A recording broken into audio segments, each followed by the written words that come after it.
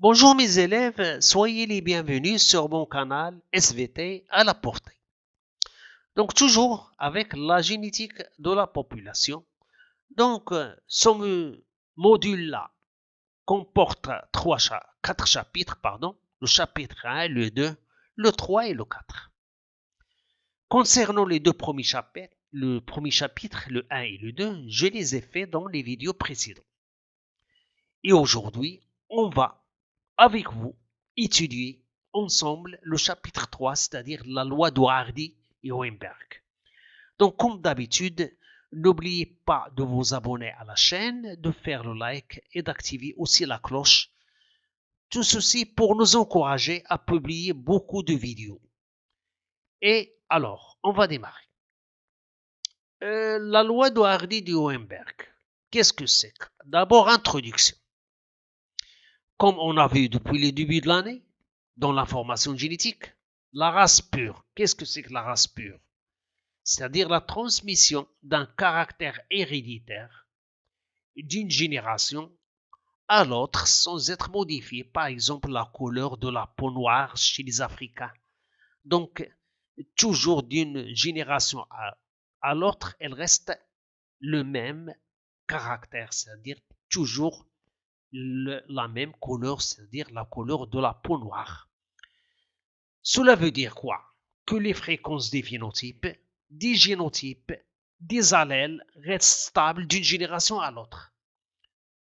Mais impossible de maintenir cette stabilité dans une population. Pour une simple raison, que c'est la population. Elle est dynamique. Par qui? Par un facteur de migration. Donc, pour poursuivre un caractère, est-ce qu'il est modifié ou non? C'est impossible de le suivre dans une population dynamique. Devant cette difficulté, une loi a été créée. Par qui? Par deux chercheurs, Hardy et Weinberg. Donc Hardy, c'est un professeur de mathématiques et Weinberg, c'est un professeur de biologie. Donc il y a aussi des mélanges entre la biologie et la mathématique, pour résoudre ce problème-là. Comment? Ces deux chercheurs arrivent finalement à découvrir un moyen qui permet au caractère héréditaire de rester stable dans la population. C'est-à-dire que les fréquences des allèles, des génotypes et des phénotypes restent stables. Comment?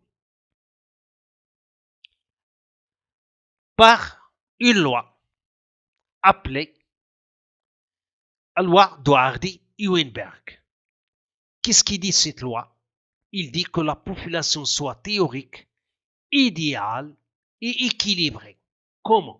Par exemple, les caractéristiques d'une loi de Hardy et Weinberg. Donc, il faut apprendre ces caractéristiques-là. La population est constituée des individus diploïdes, c'est-à-dire deux N, dans les chromosomes. La reproduction asexuée, c'est-à-dire il faut un mâle et une femelle pour le croisement. Les générations sont superposées, c'est-à-dire absence d'accouplement entre individus de générations différentes.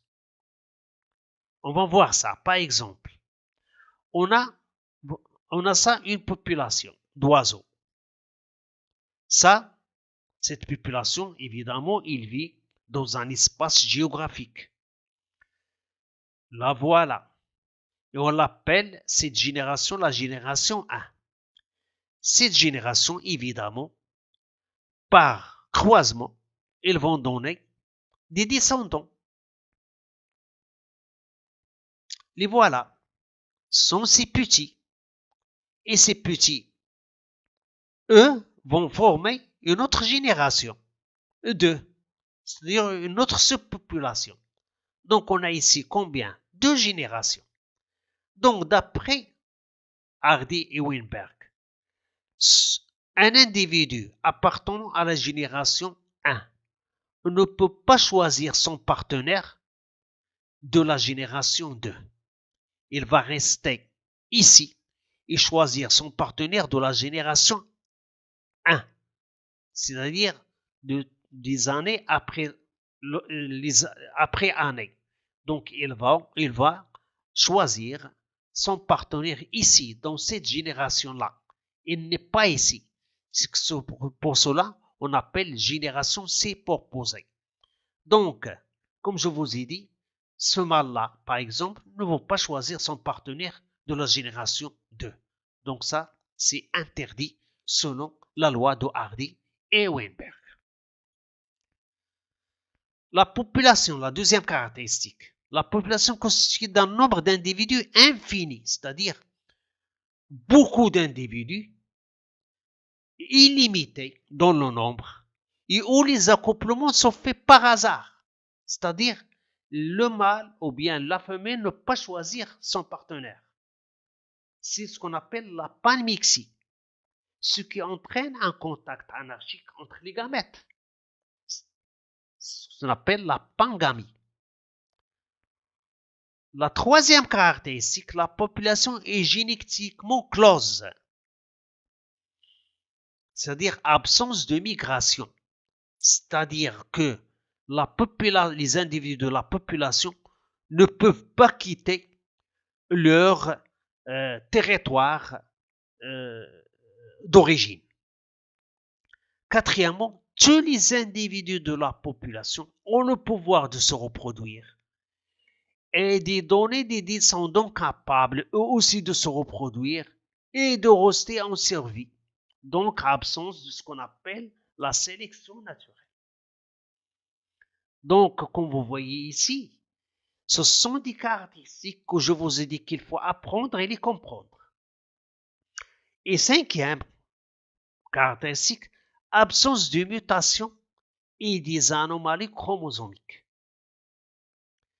Donc, voilà les caractéristiques, les 5 caractéristiques d'après la loi de Hardy et Weinberg.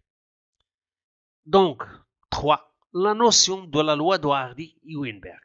Donc, d'après tout ce qu'on a vu, toutes les données qu'on a vues, on peut tirer une loi, ou bien la notion de la loi de Hardy et Weinberg, c'est-à-dire la définition complète.